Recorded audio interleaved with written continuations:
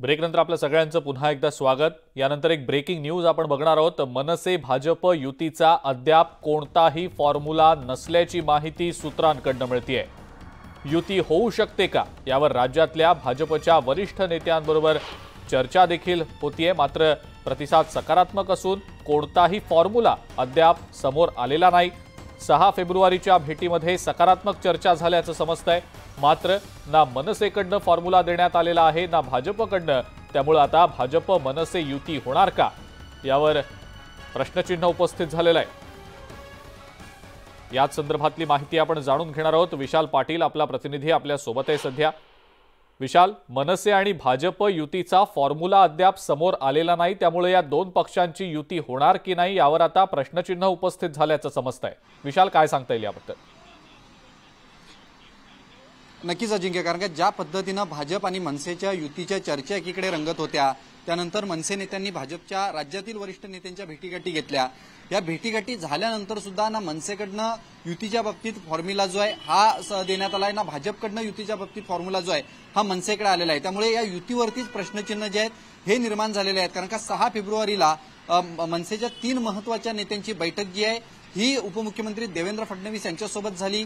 देवेंद्र फडणवीस यांनी या सगळ्या बाबतीत सकारात्मकता जी आहे ही दाखवली होती। कारण का ज्या वेळेला ही पहिली भेट झाली होती, या भेटीमध्ये फक्त मनसे नेत्यांचं एवढंच म्हणणं होतं की आपण एकत्र येऊ शकतो का, आणि याच्यावरती देवेंद्र फडणवीसांकडनं सकारात्मक उत्तर जे आहे हे मनसे नेत्यांना देण्यात आलं होतं। मात्र 6 फेब्रुवारी नंतर कुठच्याही प्रकारची चर्चा जी आहे ही न झाल्याची सूत्रांकडनं माहिती मिळते। आणि सगळ्यात महत्वाचं म्हणजे या युतीच्या बाबतीत कुठचाही फॉर्म्युला जो आहे हा ठरलेला नाहीये। आपल्याला माहिती आहे बाळ नांदगावकर मनसेचे नेते जे आहेत, राज ठाकरेंचे अत्यंत जवळचे सहकारी म्हणून त्यांना ओळखलं जातं, आणि बाळ नांदगावकर हे दक्षिण मुंबईतनं निवडणूक लढायची तयारी करतायत। मात्र दुसरीकडे जर आपण पाहायला गेलं तर विधानसभेचे अध्यक्ष राहुल नार्वेकर यांनी सुद्धा भाजपकडनं तयारी जी आहे ही सुरू केलेली आहे। ते मतदारसंघाचा आढावा घेत आहेत, ते स्वतः फिरतायत। त्यामुळे भाजप आणि मनसेची युती होणार का या सगळ्या गोष्टीवरनं आता प्रश्नचिन्ह जे आहेत हे निर्माण झालेले आहेत। मात्र सद्यस्थितीला या युतीच्या बाबतीत कुठच्याही प्रकारचा फॉर्म्युला जो आहे हा ना मनसेकडनं भाजपला देण्यात आलेला आहे, ना भाजपकडनं मनसेला देण्यात आलेला आहे। त्यामुळे युतीवरतीच आता प्रश्नचिन्ह जे आहेत हे निर्माण झालेले आहेत। अजिंक्य, ठीक आहे विशाल, धन्यवाद सविस्तर माहिती दिली त्याबद्दल। मनसे आणि भाजप युतीचा अद्याप कोणताही फॉर्म्युला तयार नसल्याची माहिती सूत्रांकडून मिळतेय, आणि भाजप मनसे युती होणार का नाही यावर आता प्रश्नचिन्ह निर्माण झाल्याचंही समजतंय। यानंतर आपण 10 सेकंद 10 बातम्या पाहूया। बुलढाण्यात अवकाळी पाऊस आणि गारपिटीमुळे पिकं उद्ध्वस्त। शेतकरी नेते रविकांत तुपकरांनी केली नुकसानाची पाहणी।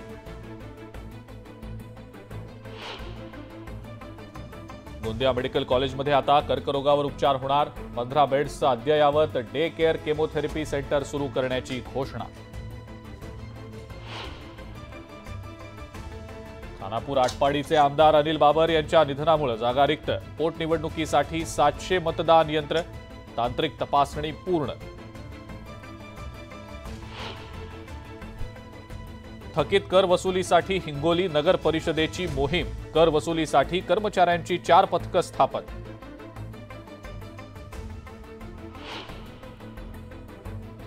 शालेय पोषण आहारात दर्जेदार खिचडी देण्यासाठी मुंबई पालिका घेणार काळजी। अधिकारी शाळांना अचानक भेट देणार। एसटी कर्मचाऱ्यांसाठी आनंदाची बातमी। महागाई भत्त्यात 4% वाढ। उद्योगमंत्री उदय सामंतांच्या आश्वासनानंतर एसटी कामगार संघटनेचं उपोषण मागे। मुंबई आंतरराष्ट्रीय विमानतळावरनं वांद्र्याला जाणं सुकर होणार। T1 जंक्शनवर नवीन उड्डाणपुलाचं काम पूर्ण। मार्चच्या पहिल्या आठवड्यात वाहतूक सुरू होणार। पुण्यामध्ये एसी टॅक्सीच्या भाडेदरात वाढ करून सुद्धा ओला उबरकडनं अंमलबजावणी नाही। कॅब चालक भाडेवाढीच्या मागणीवर ठाम।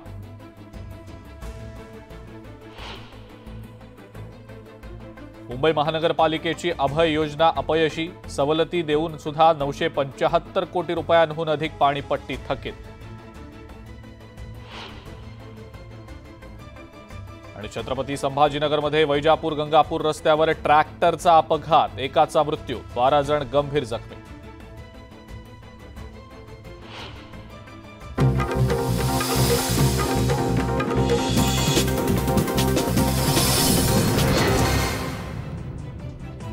25 मिनिटं 50 बातम्यांना सुरुवात करण्याआधी आत्ताच्या महत्त्वाच्या बातम्या बघूया. महत्त्वाच्या बातम्या. प्रायोजक मॉमलॅक, उत्तम, सकस व दर्जेदार मॉमलॅक नाचणी सत्व. पंतप्रधान नरेंद्र मोदी आज यवतमाळ दौऱ्यावर. विविध विकास कामांचं पंतप्रधान मोदींच्या हस्ते उद्घाटन. पंतप्रधानांच्या दौऱ्याकडे राज्याचं लक्ष.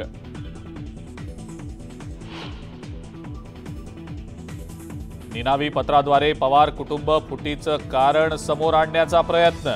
बारामतीकरांची भूमिका नावानं पत्र व्हायरल. पत्राच्या सत्यतेबाबत मात्र प्रश्नचिन्ह.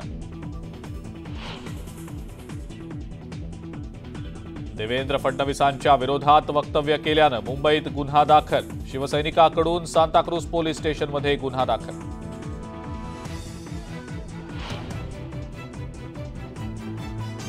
मुंबई शहरासह पूर्व उपनगरांमध्ये कमी दाबानं पाणी पुरवठा तर अनेक ठिकाणी 100% पाणी पुरवठा बंद. माटुंगा, सायन, दादर, प्रभादेवी, परळ, वडाळा, लालबाग आणि शिवडीकरांचे प्रचंड हाल.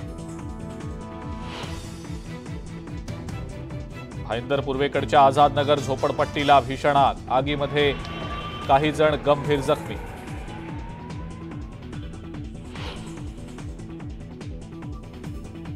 पुण्यामध्ये पुन्हा कोयता गँगची दहशत. 10 ते 12 गाड्यांची तोडफोड. येरवडा पोलिसांकडनं दोघांना अटक.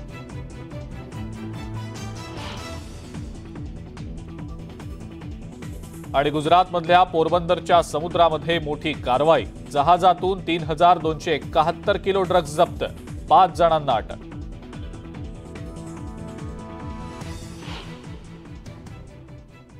ब्रेकिंग न्यूज आपण सुरुवातीला पाहणार आहोत. जळगावमधल्या बोदवड कृषी उत्पन्न बाजार समिती ही महाराष्ट्रात एक मोठी बाजार समिती असून गेल्या अनेक वर्षांपासून ही बाजार समिती बंद असल्यानं बोदवड आणि परिसरातल्या शेतकऱ्यांना आपला शेतमाल हा इतर जिल्ह्यात आणि बाजार समित्यांमध्ये विक्रीसाठी न्यावा लागतोय. हक्काची बाजारपेठ असून सुद्धा ही बाजारपेठ बंदच असल्यानं याचा फटका शेतकऱ्यांसह आडत व्यापारी आणि बाजार समितीवर अवलंबून असलेल्या लोकांना बसतोय. त्यामुळे रोजगाराचा प्रश्न देखील ऐरणीवर आलेला आहे. विशेष म्हणजे गेल्या अनेक वर्षांपासून ही बाजार समिती बंद असून सुद्धा या बाजार समितीची निवडणूक प्रक्रिया मात्र पार पडते आणि संचालक मंडळ देखील स्थापन होत असतं. विशेष म्हणजे माजी मंत्री एकनाथ खडसे यांच्या नेतृत्वात गेल्या 30 वर्षांपासून या बाजार समितीवर सत्ता असून सुद्धा या बाजार समितीतील खरेदी विक्री गेल्या अनेक वर्षांपासून बंद आहे. ही बाजार समिती शेतकऱ्यांसाठी की फक्त संचालक मंडळासाठी आहे, असे अनेक प्रश्न या निमित्तानं उपस्थित केले जात आहेत. आणि याच संदर्भातली माहिती आपण जाणून घेणार आहोत. इम्तियाज अहमद आपले प्रतिनिधी आपल्या सोबत आहेत सध्या. इम्तियाज, बोदवडची ही मोठी बाजार समिती गेल्या अनेक वर्षांपासून बंद असल्याचं समजतंय. मात्र ही बाजार समिती बंद असल्याची नेमकी कारणं काय आहेत आणि शेतकऱ्यांची या संदर्भात नेमकी काय प्रतिक्रिया आहे? कारण बाजार समिती बंद असल्यानं त्यांची मोठी अडचण होतीये. त्यांना इतर बाजार समित्यांमध्ये किंवा इतर जिल्ह्यांमध्ये आपला माल नेऊन विकावा लागतोय. इम्तियाज, काय सांगता येईल या सगळ्याबद्दल? अजिंक्य, जळगाव जिल्ह्यातील सर्वात मोठी बाजार समिती म्हणजे बोदवड बाजार समिती आहे. हे गेले 25 वर्षापासून इथे निवडणुका होत आहे, आश्वासन दिले जात आहे, परंतु हा जो बाजार समिती आहे, बाजार समितीमध्ये आजपर्यंत कोणताही निलाव झालेला नाही आहे. आणि या बाजार समितीवरती शेतकऱ्यांनी जे संचालक मंडळ आहे हे बरखास्त करण्याची मागणी केलेली आहे. आपल्यासोबत काही शेतकरी आहे, आपण शेतकऱ्याकडनं जाणून घेऊ त्यांची मागणी काय आहे आणि किती वर्षापासून हे बाजार समिती बंद आहे. मला हे सांगा, हे बाजार समिती किती वर्षापासून? जवळपास 25 वर्षापासून बाजार समिती बंद आहे आणि महाराष्ट्र इथली सर्वात मोठी बाजार समिती आहे. आणि अशी एकमेव बाजार समिती की जी 6 बॅचेस आहे आणि त्या 25 वर्षांपासून बंद आहे. हे फार मोठा दुर्दैवाचा विषय आहे. आणि आजूबाजूच्या ज्या बाजार समिती आहे त्यांच्या करोडो रुपयाचं उत्पन्न आहे. मग याचं उत्पन्न गेलं कुठे? आणि एवढी मोठी विस्तार असलेली आणि शेतकऱ्यांना कोणत्या प्रकारची सुविधा नाही. आज लोकांना, आम्ही शेतकरी आहे, आम्हाला माल मलकावर न्यावा लागतो. मलकावरून 25 किलोमीटर आहे, पूर्ण दिवस जातो, गाडी भाडं जाते, आम्हाला 2 माणसासोबत न्यावं लागतं. आणि उत्पन्नामध्ये आमचे भाव पाहिजे तेवढा भाव मिळत नाही. आणि इथे का आम्ही हे म्हणणं आहे की जे बोदवड बाजार समिती मोठी आहे, शेतकऱ्याकरता असण्याला काहीचा उपयोग काहीच नाही आहे. पण जर का शेतकऱ्याकरता नसेल बाजार समिती तर ते असून काय फायदा आहे? त्याच्याकरता आम्ही मुख्यमंत्र्यांना मागणी केली आहे की बाजार समिती बरखास्त करून प्रशासक नियुक्त करून शेतीमालाची त्वरित खरेदी विक्री सुरू करा. याबाबत आम्ही पाठपुरावा विनंती करतो. आम्ही 3 वर्षापासून या संदर्भात फिरतो आहे. शेतकऱ्यांना कोणती सुविधा नाही, संडास बाथरूम नाही, शेतकरी निवासस्थान नाही, पाणी पिण्याची व्यवस्था नाही. हे फार मोठी दुर्दैवी परिस्थिती आहे. गेले 25-30 वर्षापासून माजी मंत्री एकनाथराव खडसे यांची सत्ता आहे. या त्यांनी आश्वासन दिले होते निवडणुकीमध्ये, ते आश्वासन पूर्णतः केले आहे का त्यांनी? कोणत्या प्रकारचं आश्वासन पूर्ण केलेलं नाही. त्यांच्याच कारकिर्दीमध्ये 25 वर्षांपासून सत्ता त्यांची एकाची सत्ता आहे.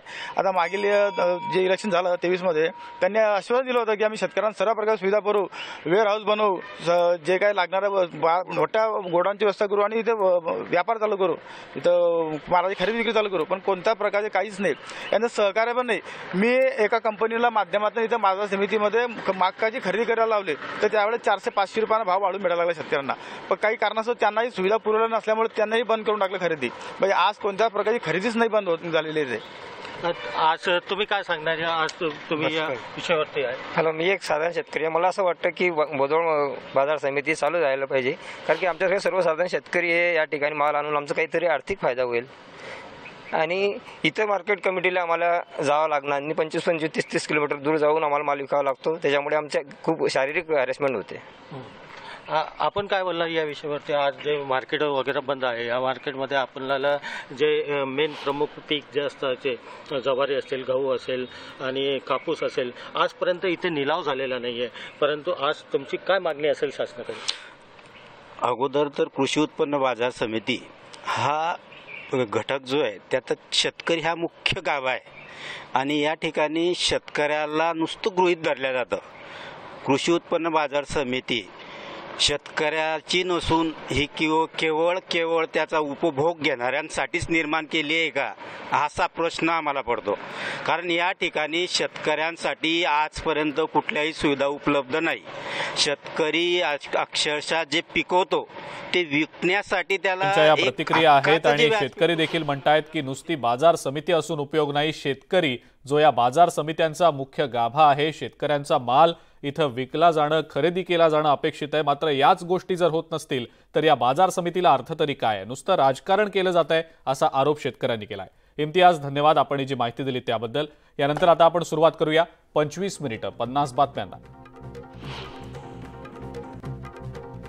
पंतप्रधान नरेंद्र मोदी आज यवतमाळ जिल्ह्याच्या दौऱ्यावर आहेत आणि या दौऱ्यादरम्यान ते विविध विकास कामांचं उद्घाटन करणार आहेत. आगामी निवडणुकांच्या पार्श्वभूमीवर पंतप्रधानांच्या या दौऱ्याला विशेष महत्त्व आहे.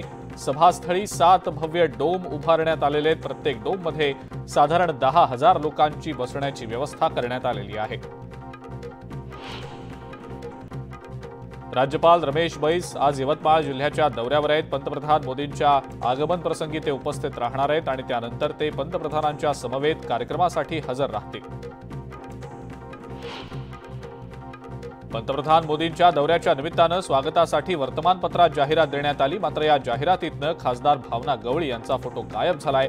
जिल्ह्यातल्या महायुतीच्या सर्व पालकमंत्री, आमदार, खासदारांचे फोटो आहेत. मात्र भावना गवळींचा फोटो नसल्यानं गवळींच्या उमेदवारीच्या संदर्भात आता संभ्रम निर्माण झालाय. भाजपचे राष्ट्रीय अध्यक्ष जे.पी. नड्डा 4 मार्चला नागपूर दौऱ्यावर येत आहेत. भाजप युवा मोर्चाच्या राष्ट्रीय अधिवेशनाला ते मार्गदर्शन करतील. विकसित भारताबद्दल 1 लाख तरुणांसोबत ते संवाद साधतील. पवार कुटुंबातील भाऊबंदकी पुन्हा एकदा चव्हाट्यावर आलेली आहे. निनावी पत्राद्वारे पवार कुटुंबाच्या फुटीचं कारण समोर आणलं जात आहे. बारामतीकरांची भूमिका या नावानं पत्र व्हायरल झालंय. पवारांना याबाबत प्रश्न विचारताच असे फालतू प्रश्न विचारू नका असं म्हणत शरद पवार चिडले. मात्र पत्राच्या सत्यतेबाबत प्रश्नचिन्ह कायम आहे. सोलापुरात काँग्रेसच्या आमदार प्रणिती शिंदे यांना धक्का बसणारी बातमी आहे. कारण प्रणिती शिंदे यांचे सहकारी श्रीनिवास संगा यांनी कार्यकर्त्यांसह भाजपात प्रवेश केलाय. मुंबईमध्ये चंद्रशेखर बावनकुळे यांच्या उपस्थितीत त्यांचा पक्षप्रवेश पार पडला. यंदाच्या लोकसभा निवडणुकीत 80 वर्षांवरच्या वयोवृद्ध आणि दिव्यांग लोकांना घरी बसल्याच मतदान करता येऊ शकणार आहे. निवडणूक आयोगानं दिव्यांग आणि वयोवृद्धांसाठी खास उपक्रम सुरू केलेला आहे. मतदानाच्या 5 दिवसांअगोदर 12D नावाचा फॉर्म भरावा लागणार आहे. खानापूर आटपाडी विधानसभा मतदारसंघाचे आमदार अनिल बाबर यांच्या निधनानं रिक्त झालेल्या जागेच्या पोटनिवडणुकीची सध्या तयारी सुरू आहे आणि यासाठी सोलापूर इथनं 700 मतदान यंत्र आणून त्यांची तांत्रिक तपासणी करण्यात आलेली आहे. आणि यानंतर आणखी एक महत्त्वाची बातमी आता आपण बघूया। गुजरातमधल्या जामनगरमध्ये अंबानी कुटुंबातला सर्वात मोठा सोहळा पार पडणार आहे। रिलायन्स ग्रुपचे चेअरमन मुकेश अंबानी यांचे पुत्र अनंत अंबानी यांचं लग्न मुंबईत होणार आहे। मात्र त्यापूर्वीचे सगळे कार्यक्रम हे जामनगरमध्ये होत आहेत। नवाणिया या गावात त्यांचं मोठ्या उत्साहात स्वागत करण्यात आलं।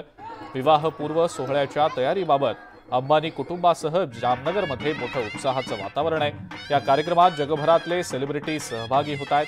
देश विदेशातल्या सगळ्या प्रसिद्ध व्यक्ती आता हळूहळू जामनगरमध्ये येत आहेत। जामनगरच्या बडाखवडी गावातही उत्साहाचं वातावरण आहे। गावातल्या 5,000हून अधिक लोकांनी अंबानी कुटुंबाचा विवाह सोहळा ते साजरा करणार आहेत। गावातील सखी मंडळांकडून भेटवस्तू देण्यात येणार आहेत।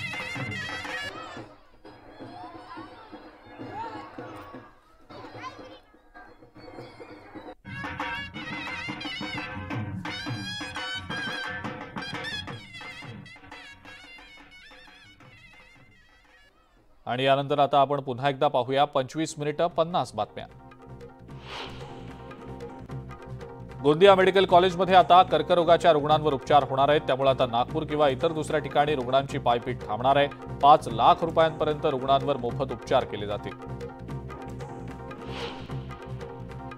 छत्रपती संभाजीनगर शहरासाठी 2,740 कोटींवर गेलेल्या नवीन पाणी पुरवठा योजनेवर मुंबई हायकोर्टाच्या औरंगाबाद खंडपीठामध्ये 70 वेळेला सुनावणी होऊन सुद्धा कामाची प्रगती मात्र 59% इतकीच आहे। JVPR सोबत झालेल्या 3 वर्षांच्या करारानुसार आतापर्यंत 68% काम होणं अपेक्षित होतं। प्रत्यक्षात 9% काम कमी झाल्याची बाब खंडपीठाच्या निदर्शनाला आलेली आहे। हिंगोली पालिकेकडून थकीत पाणी कर आणि मालमत्ता कर वसुलीसाठी विशेष मोहीम सुरू करण्यात आलेली आहे। या कर वसुलीसाठी कर्मचाऱ्यांची 4 पथकं स्थापन करण्यात आलेली आहेत। कर भरण्यास वारंवार टाळाटाळ केल्यास मालमत्ता जप्तीची कारवाई करण्यात येईल असा इशारा नगर परिषदेनं दिलेला आहे। एसटी कर्मचाऱ्यांच्या महागाई भत्त्यामध्ये 4% वाढ होणार असून मुख्यमंत्री एकनाथ शिंदे यांच्या मंजुरीनंतर हा भत्ता लागू होणार आहे। उद्योगमंत्री उदय सामंत यांनी एसटी कामगार संघटनांना आश्वासन दिल्यानंतर एसटी कामगार संघटनांनी उपोषण मागे घेण्याचा निर्णय घेतलाय। MMRDAनं ठाणे भिवंडी कल्याण मेट्रो 5 मार्गिकेचं काम युद्ध पातळीवर हाती घेतलं असून या मार्गिकेसाठी आता मेट्रो गाड्या खरेदी करण्याचा निर्णय MMRDAनं घेतलेला आहे। या मार्गिकेसाठी 22 मेट्रो गाड्या खरेदी करण्याच्या निविदा मागवण्यात आलेल्या आहेत। बुलढाणा जिल्ह्यामध्ये अवकाळी पावसामुळे शेतीचं मोठं नुकसान झालेलं आहे। त्यामुळे शेतकरी आता पुन्हा एकदा आर्थिक संकटात सापडलेत। याच झालेल्या नुकसानाची पाहणी करण्यासाठी शेतकरी नेते रविकांत तुपकर थेट शेतकऱ्यांच्या बांधावर गेले। त्यांनी शेतकऱ्यांना 100% नुकसानाची भरपाई द्यावी अशी मागणी सरकारकडे केलेली आहे। वाशिमच्या वनोजा आणि शेलू बाजारासह अनेक ठिकाणी वादळी वाऱ्यासह अवकाळी पावसानं हजेरी लावलेली आहे आणि त्यामुळे रब्बी पिकांचं मोठ्या प्रमाणावर नुकसान झालेलं आहे। गहू, हरभरा, कांदा आणि भाजीपाल्याचं नुकसान झाल्यानं शेतकरी हवालदिल झालेत। अहमदनगरमध्ये आतापर्यंत 100 लाख टनावर ऊसाचं गाळप झालंय। सध्या स्थिती पाहता कारखान्यांची धुरांडी मार्च अखेरपर्यंत सुरूच राहणार आहेत। जिल्ह्यात सहकारी 13 कारखान्यांनी 63,18,229 टन ऊस गाळप केलाय तर खासगी 9 साखर कारखान्यांनी 39,68,708 टन ऊसाचं गाळप केलाय। अंबरनाथमधल्या रिक्षा चालकांनी रिक्षा बंद आंदोलनाचा इशारा दिलेला आहे। अंबरनाथ स्टेशन जवळच असलेल्या रिक्षा स्टँडच्या बाजूला पालिकेनं अनधिकृत डम्पिंग ग्राउंड सुरू केलंय आणि त्यामुळे इथल्या रिक्षा चालकांसह नागरिकांना सुद्धा दुर्गंधीचा सामना करावा लागतोय आणि त्यामुळे हे डम्पिंग ग्राउंड हटवण्यात यावं अशी मागणी आता नागरिक करतायत। बुलढाण्याच्या मलकापूर भागामध्ये रॉंग साईडनं बुलेट चालवत असताना दुचाकीला मागून धक्का दिल्यानं दोन्ही वाहन चालकांमध्ये वाद झाला। वादाचं रूपांतर शिवीगाळ आणि त्यानंतर मारहाणीत झालं। जबर मारहाणीमध्ये दोघेही जखमी झाले। त्यांच्यावर रुग्णालयात उपचार सुरू आहेत। मुळात पोलिसांसमोरच हा सगळा प्रकार घडलेला आहे। या प्रकरणी तिघांच्या विरोधात पोलिसात गुन्हा दाखल झालाय। भिवंडी शहरातल्या 16 वर्षीय संकेत भोसले या तरुणाची निर्घृण हत्या करण्यात आली। या घटनेनंतर रामदास आठवले यांनी त्यांच्या कुटुंबियांची सांत्वनपर भेट घेतलेली आहे। या दरम्यान त्यांनी आरोपींना फाशीची शिक्षा व्हावी अशी मागणी देखील केली आहे। अकोल्यातल्या शिवसेना वसाहतीमधल्या शाळेतल्या विद्यार्थ्यांना शालेय पोषण आहारातनं विषबाधा झाल्याची घटना घडलेली आहे। यात 10 विद्यार्थ्यांवर उपचार सुरू आहेत। सगळ्यांची प्रकृती स्थिर असल्याचं समजतंय, तर मध्य भोजनामध्ये उंदरांची पिल्लं आढळून आल्याचा आरोप पालकांनी केलाय। 25 मिनिटं 50 बातम्यांमध्ये आता वेळ झाली आहे एका ब्रेकची। बघत रहा न्यूज 18 लोकमत।